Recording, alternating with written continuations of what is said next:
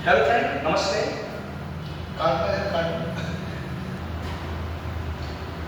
नमस्कार, मैं अभिषेक। और आज बेटा जी आपको सभी को पता है जैसा कि हमारी क्लासें स्थगित हो गई हैं फिलहाल, तो हम आपके लिए ऑनलाइन अपने सारे कंटेंट को यहाँ पर कवर करा दूंगा, आपका टेट से जितना भी कंटेंट है।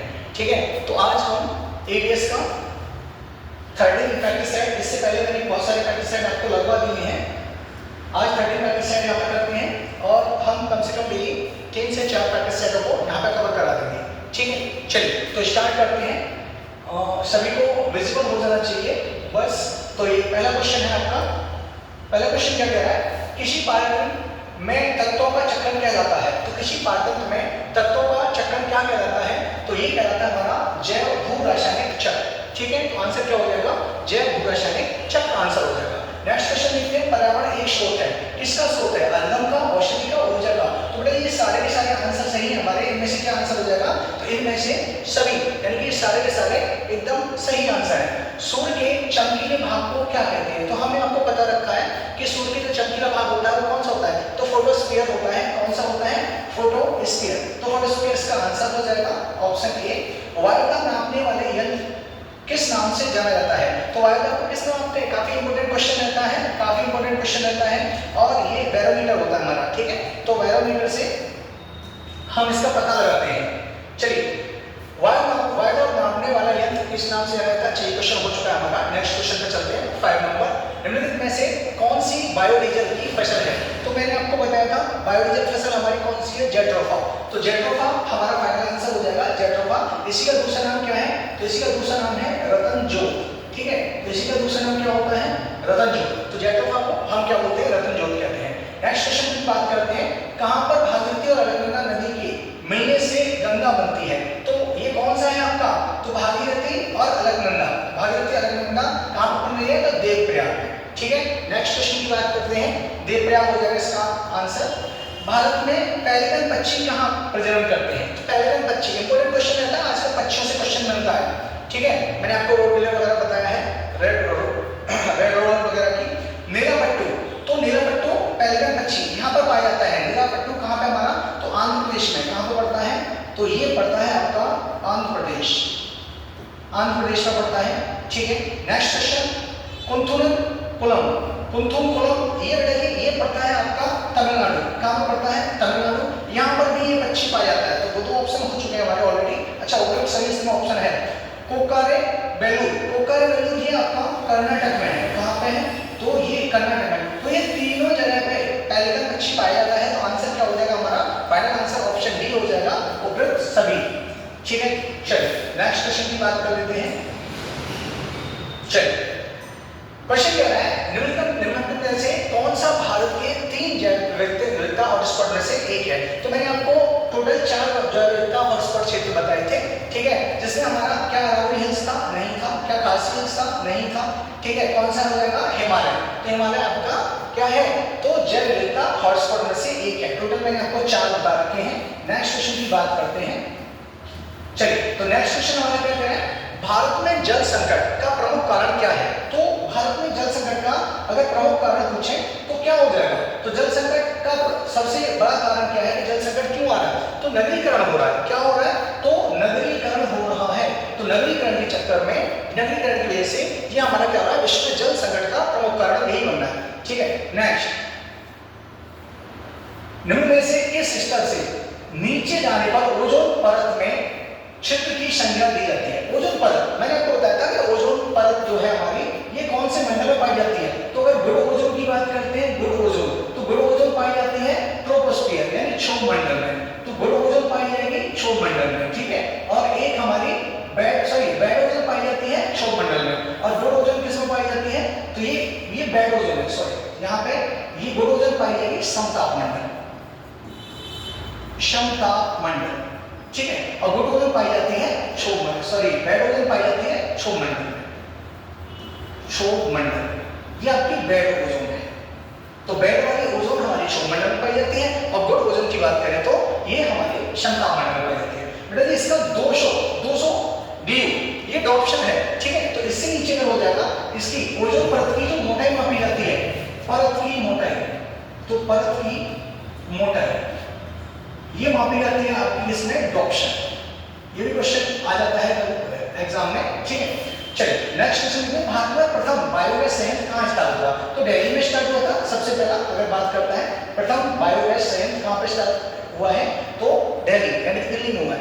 कान्हा राष्ट्रीय उद्यान दलदली हिरण की दुर्लभ और लगभग विलुप्त प्रजाति को बचाने वाला है, जिसे इसके रूप में भी जाना जाता है। तो भैया मैंने आपको बताया था कि ये जो कान्हा राष्ट्रीय दलदली हिरण की कौन सी प्रजाति है, तो ये है हमारा बारहसिंगा, ठीक है। ये कौन सी प्रजाति है, तो बारहसिंगा की है। अच्छा यहाँ से क्वेश्चन और बताइए, दलदली भूमि में कौन सी गैस, तो मीथेन, कौन सी गैस होती है वहां पे, तो मीथेन का उत्सर्जन होता है। चलिए निम्न में से कौन सी अंतरराष्ट्रीय संस्था पूरे विश्व में पर्यावरण सुरक्षा की देखभाल करती है, तो WWF, ठीक है। और इसी को हम यूएन भी बोलते हैं। तो दोनों ही आंसर यहाँ पे दोनों ही दे रखे हैं, तो WWF और यूएन बोथ आंसर हो जाएंगे, ठीक है। प्रोटीन का सर्वोत्कृष्ट स्रोत है, तो प्रोटीन सर्वोत्कृष्ट स्रोत कौन सा हो जाएगा? प्रोटीन सबसे ज्यादा कहां से मिल रही है? सोयाबीन होती है, ठीक है, तो सोयाबीन हो जाएगा। अपशिष्ट उत्पादों को खाने वाले जीवों को क्या कहा जाता है? अपशिष्ट यानी कि सड़े गले मरे, तो ये होते हैं मृतक बच्ची, ठीक है। मरे वाले को भी खा जाते हैं, तो मृतक बच्चे होते हैं। जीवन की मूल इकाई, तो जीवन की मूल इकाई क्या है? कोशिका, सेल होती है, ठीक है। ठीक है, क्या होता है? सेल। तो कोशिका होती है हमारे जीवन की मूल इकाई। क्वेश्चन है इंसुलिन की रासायनिक प्रकृति है, तो इंसुलिन की रासायनिक प्रवृत्ति, ठीक है भाई। तो इंसुलिन होता क्या है? क्या है ये? विटामिन है, प्रोटीन है, वसा है या कार्बोहाइड्रेट है? तो ये क्या है? प्रोटीन है। इंसुलिन क्या है हमारा? प्रोटीन है। बाहर से तो आ रहा है। चलिए अब तक दर्पण के अत्यंत निकट जब बिंब को रखते हैं तो प्रतिबिंब होता है, तो कैसा होगा? आभासी, सीधा और आवर्धित। कैसा होगा? आभासी, सीधा व आवर्धित हो जाएगा। भारतीय संविधान में विधि का शासन बिटिया शासन चलाती है। क्या? बिटिया शासन चलाती है। और बिटिया शासन चलाती है का मतलब ब्रिटेन। बिटिया शासन चलाती का मतलब क्या हो जाएगा? ब्रिटेन। तो कहां से लिया गया है? तो अमेरिका आयरलैंड क्या हो जाएगा? ब्रिटेन हो जाएगा, यानी कि इंग्लैंड हो जाएगा, ठीक है। चलिए नेक्स्ट क्वेश्चन की बात कर लेते हैं। नेक्स्ट क्वेश्चन मैंने कह रहा है, निम्न में से कौन सा हार्मोन रक्त में कैल्शियम के स्तर को नियंत्रित करता है? तो कौन सा कैल्शियम के स्तर को नियंत्रित करता है? तो ये कौन सा हार्मोन होता है हमारा जो कैल्शियम के स्तर को नियंत्रित करेगा? तो पैराथायरॉन, थायरॉक्सिन, प्रोलैक्टिन, सोमैटोट्रोपिन हार्मोन रक्तों कैल्शियम से, ये डायरोथार्मोन होता है, डायरोथार्मोन। ये क्वेश्चन थोड़ा सा एक बार देखना पड़ेगा, वैसे होता है ये डायरोथार्मोन होता है, डायरोथार्मोन। और ये कैंसर के लिए जिम्मेदार होता है, कैंसर के लिए, ठीक है। तो इसका आंसर मैं आपको एक बार चेक करके बताऊंगा कि आपको ऑप्शन इससे रिलेटेड देखना पड़ेगा। हो सकता है ये थायरॉक्सिन, ये तो होगा नहीं, ठीक है। सोमैटोट्रोपिन, पैराथार्मोन इसका आंसर होता है। चलिए नेक्स्ट क्वेश्चन की बात करते हैं। प्लास्टिक के पुनः उपयोग के दौरान निकलने वाला सबसे जहरीला पदार्थ कौन सा है? ठीक है, तो प्लास्टिक के पुनः उपयोग से तो कौन सा निकलता है? प्लास्टिक से डाइऑक्सिन निकलता है। कौन सा निकलता है? डाइऑक्सिन निकलता है। वन्यजीव सुरक्षा अधिनियम पारित किया गया था, तो वन्यजीव सुरक्षा अधिनियम कब पारित किया गया था? 1972 में पारित किया गया था। तो 1972 में पारित किया गया था वन्यजीव। निम्न में से कौन सा अचल जीव का उदाहरण है? अचल जीव लीच है, काइटन है, इग्नस है, ठीक है। और क्या दे रखा है आपका? नेक्स्ट यूप्लिक्टेरा। एक मिनट मैं जरा इसको वो दे देता हूं कि यहां पे क्वेश्चन क्या है। एक बार क्वेश्चन को चेक करेंगे।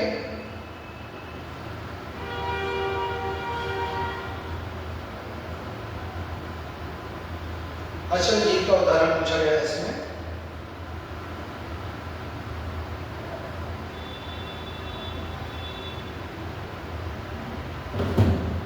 चलिए, तो ये फोर्थ नंबर का जो कम विजिबल है, यही इसका फोर्थ नंबर वाला यही आंसर है, यूप्लिक्टेरा। ये यूप्लिक्टेरा है, दिखाई नहीं दे रहा था, विजिबल नहीं था, इसलिए क्वेश्चन नहीं समझ पा रहे थे, ठीक है। यूप्लिक्टेरा किस मौलिक अधिकार को डॉक्टर भीमराव अम्बेडकर ने संविधान का हृदय या आत्मा कहा है? तो संविधान का हृदय या आत्मा कौन से अनुच्छेद को कहा है? तो आर्टिकल अनुच्छेद 32 ये संविधान का हृदय आत्मा कहा गया है। इसमें क्या है? संवैधानिक उपचार, संवैधानिक उपचार दिए गए हैं। ठीक है भाई, यहीं पे हाई कोर्ट रिट जारी करता है कितनी? तो सॉरी सुप्रीम कोर्ट रिट जारी करता है और कितनी रिट? तो 5 प्रकार की। अगर बात करें हाई कोर्ट की अगर बात करता है, हाई कोर्ट 6 प्रकार की रिट जारी करता है और वो कौन सा अनुच्छेद में करता है? अनुच्छेद 226 या अनुच्छेद 226 में कौन करता है? तो हाई कोर्ट करता है। चलिए नेक्स्ट क्वेश्चन, तो अच्छा यहाँ पे क्या हो जाएगा? संवैधानिक उपचार का अधिकार। बिहू भारत के किस राज्य का लोक नृत्य है? तो बिहू हो गया, खेल गोपाल हो गया, कली गोपाल हो गया, ये सब के सब कहाँ के थे? ये सब के सब आपके असम के हैं, असम हो गया है इसको। प्राथमिक चट्टान किसे कहा जाता है? तो प्राथमिक चट्टानें वो होती हैं जो किससे बन रही है? प्रकृति द्वारा निर्मित हो रही है। ठीक है, तो जो मूल रूप में आती हैं, तो ये कौन सी हमारी आग्नेय चट्टानें हमारी कैसी होती है? प्राथमिक चट्टान होती है, क्योंकि आग्नेय चट्टानें हमारी कैसे बनती है? आग्नेय चट्टान बनती है जब हमारा जो ज्वालामुखी होता है, तो उसमें अंदर साइड होता है मैग्मा, अंदर साइड क्या होता है? मैग्मा, और यही मैग्मा जब ऊपर आ जाता है तो बन जाता है लावा। तो इन्हीं की वजह से, इन्हीं से जम जाने से क्या बनती है? आग्नेय चट्टान बनती है। मनुष्य का सामाजिक सांस्कृतिक पर्यावरण है। तो मनुष्य का सामाजिक सांस्कृतिक पर्यावरण, मनुष्य यानी कि हम लोग कैसे? तो भवन है, सड़क है, ऐतिहासिक स्थल, ये हमारा मनुष्य का सामाजिक सांस्कृतिक पर्यावरण है। मनुष्य का सामाजिक सांस्कृतिक पर्यावरण है। ठीक है, चलिए नेक्स्ट क्वेश्चन की बात कर लेते हैं। खसरा रोग में इनमें में से कौन सा अंग प्रभावित हो जाता है? खसरा, तो आपको पता है जब खसरा होता है तो सबसे पहले तो हमारी त्वचा की परेशानी होती है। तो त्वचा, ठीक है, और श्वसन का नहीं, त्वचा और तंत्रिका तंत्र, ये दिक्कत होती है यहाँ पे। श्वसन, त्वचा और तंत्रिका तंत्र में दिक्कत आ जाती है, तो ये होता है हमारा खसरा। ठीक है, इंडिका की लेखक आपको बता रखा है मेगास्थनीज। और यहाँ पे कौन सा?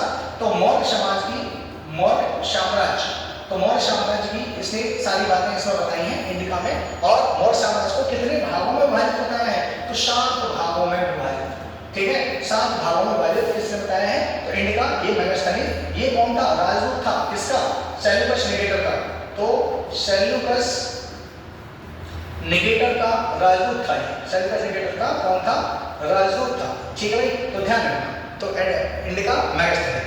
निम्न में से कौन सी नदी का उद्गम स्थल भारत में नहीं है? कावेरी का है, नर्मदा का बिल्कुल एमपी में है, गंगा गंगोत्री बिल्कुल है, ये ब्रह्मपुत्र का कहां से है? तो ब्रह्मपुत्र का हमारा मानसरोवर झील, तो ये भारत में नहीं पड़ती है। ठीक है भाई, बात क्लियर है? तो ये हमने 30 क्वेश्चन यहाँ पे आपके कंप्लीट कर लिए हैं। एक टेस्ट हमारी, ये हमारा प्रैक्टिस सेट 13 कंप्लीट हो चुका है। आज हम 3 प्रैक्टिस सेट करेंगे। ठीक है, 5 मिनट का ब्रेक लेते हैं, फिर हम अपना 14 टेस्ट स्टार्ट करें। ठीक है, धन्यवाद।